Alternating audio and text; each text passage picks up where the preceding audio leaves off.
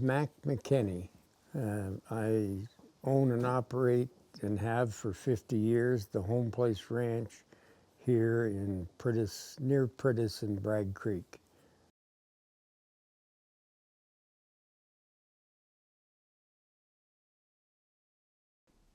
Typical day starts about 5:15 in the morning. Maybe a little bit earlier if something special like with you guys coming out today. We're probably up around 4:45, because you need a few cups of coffee before you get out there. And so we had our coffee, and then usually go down. First thing is, we've got some older horses here, so I mix up some cubes for them and in hot water and put them out in some seniors feed, and then go down and put oats out for the main bunch. Our horses, about 18 or 20, come in every morning for their oats. Like, they could be, the gates are not closed, so they could be in Okotoks or Calgary or Montana, I guess. But they all come in, they all get a feed of oats. Whatever we're going to use for the day, we'll take, and we keep them all in for the morning. And we'll bring out the horses that we've identified that guests are going to ride and that we're going to ride that day. And then when we get back from our early ride, I'll turn everything out that we're not going to be using. Then it's a matter of repeating with these older horses their rations and that sort of thing. So most of our day is built around the horses. There are other chores to do and wood to chop. As my wife said, whenever I get a little edgy, I'm out chopping wood. So, but it's been pretty calm. It's a good life.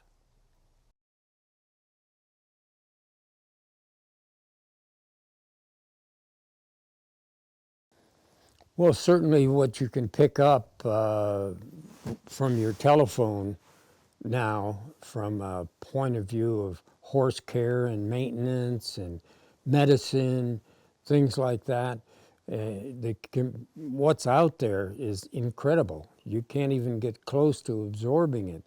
But you can go to specifics if you've got an issue and ask, hey Google, or hey Siri, what about this? Hell, I use it every morning for the weather.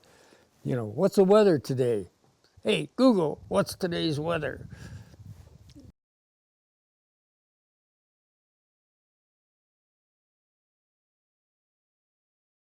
Probably the one I'd mention right now is a horse that I've been riding for about 3 years.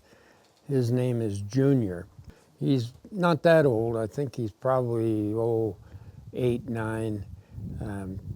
But I got him from a friend of mine, and the reason why he let him go was he'd gotten, I think probably gotten hurt in an accident with some cows, and whenever he sees something coming at him, he leaves the area. He doesn't care whether you want to come along or not, but he just leaves. We had some goats up here, and they spooked him, and I mean, he was just off. He snapped me to attention. Didn't buck, but he sure accelerated fast.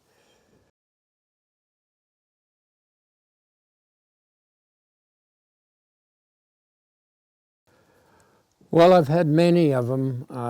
Probably my most favorite was the horse I called the Kid. He was born and raised here. When he was a 3-year-old, we packed him and he carried duffel. And then when he was 4, I started riding him. And I probably rode him for, probably 20 years. He wasn't beautiful, but he was, I always say pretty is as pretty does. And he was the greatest there. Looked a little bit like Junior. He was a buckskin. But with the Kid, whenever things got exciting or traumatic, he got calm, and he was always there. you know, and never lost his head, always was looking for direction, you know, and took direction very well. One time we were coming back, just he and I and the dog was running in front of us, and we hit a nice opening, and he was real smooth, and he liked to canter, and he just kind of would roll. So we started cantering across this opening, and the dog kind of hesitated, and he got tied up in his front feet, and I could feel us going down. And I thought, this is not good. So when he hit, he kind of rolled over his shoulder. Fortunately, I went over the other shoulder, so there were no broken bones or anything. But I could think on the way down, I thought, I knew I shouldn't have been cantering on the way home.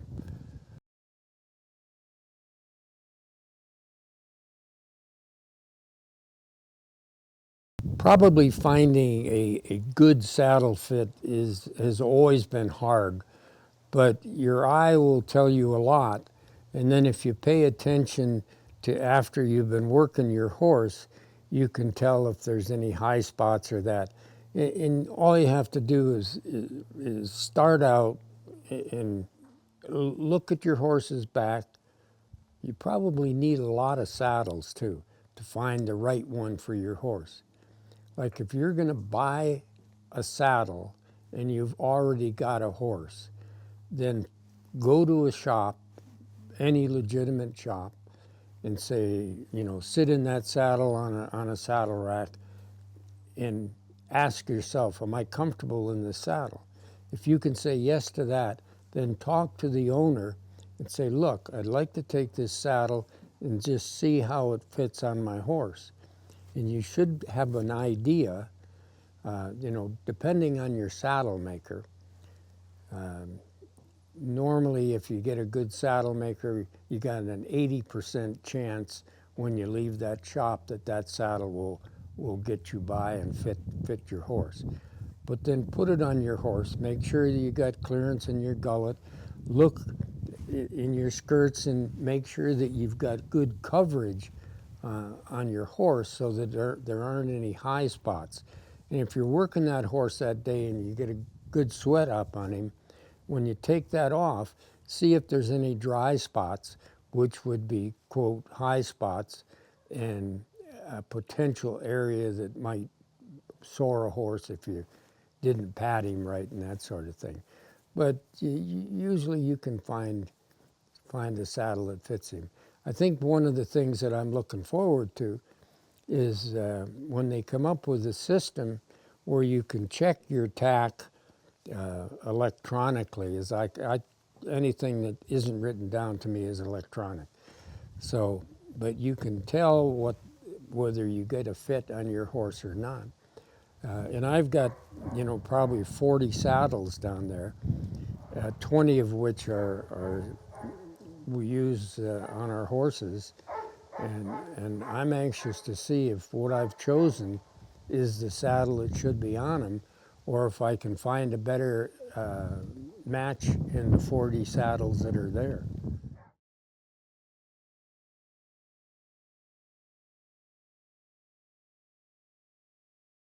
It will certainly help it, but a lot of what you do with a horse is feel.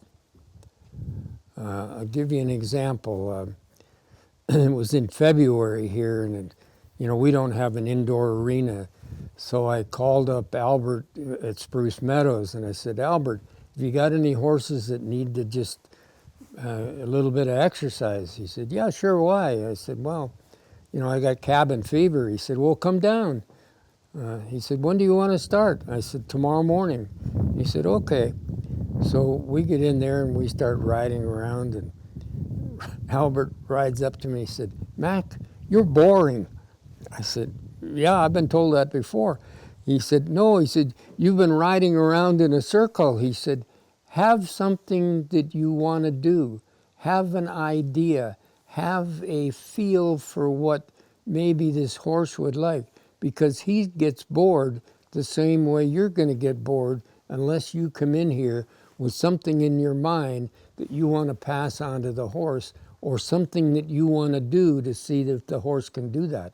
And he said, have a plan for your horse. Make it interesting. Don't be boring.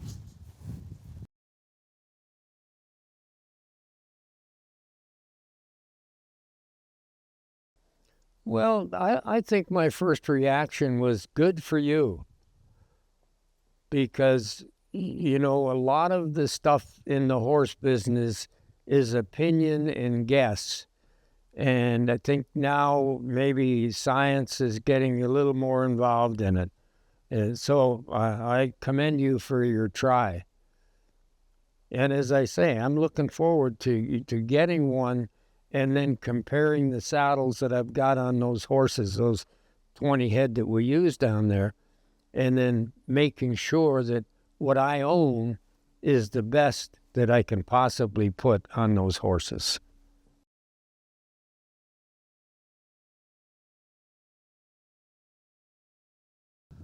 I think it helps immensely because, as I say, we're guessing right now. And, you know, we haven't had any sore backs or anything. So I guess our guess is not too bad. But to not have to guess at it and put the horse through something, you know, I've seen horses you put a saddle on and you cinch it up. Man, they're unhappy from day one. They're unhappy. So I think you'll get away from that and you've got a better chance than just eyeing a rig.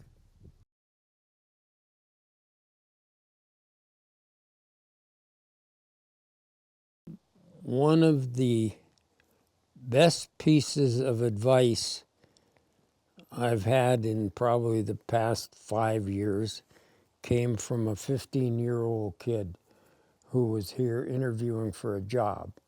Like, I knew the family, so I knew that they knew something about horses. And I said, Davy, tell me, what's your philosophy working with a young horse? He sat there for what seemed like 5 minutes and thought, which was impressive for a 15-year-old.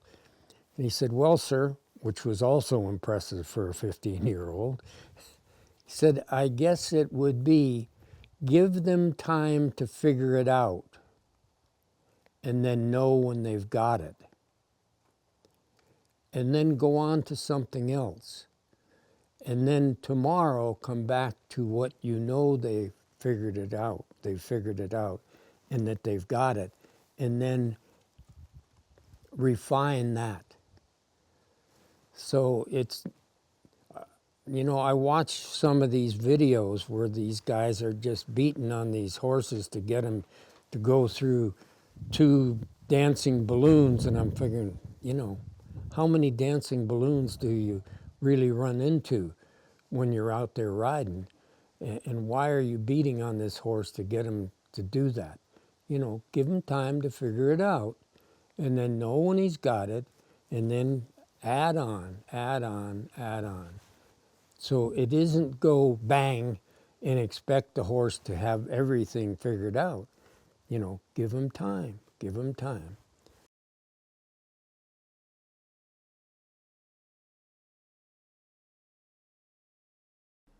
Don't go with the idea that you know.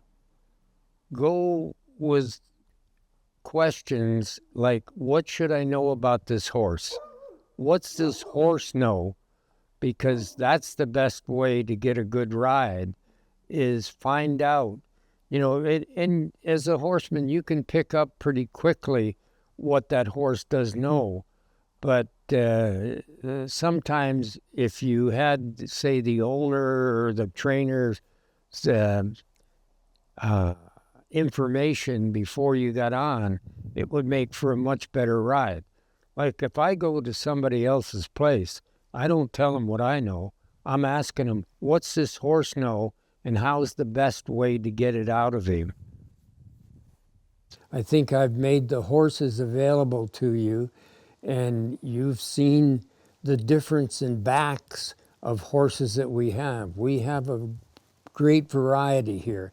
And I had one horse that I couldn't figure out why people had so much trouble keeping a saddle straight on him. And you showed me that that horse's back was crooked.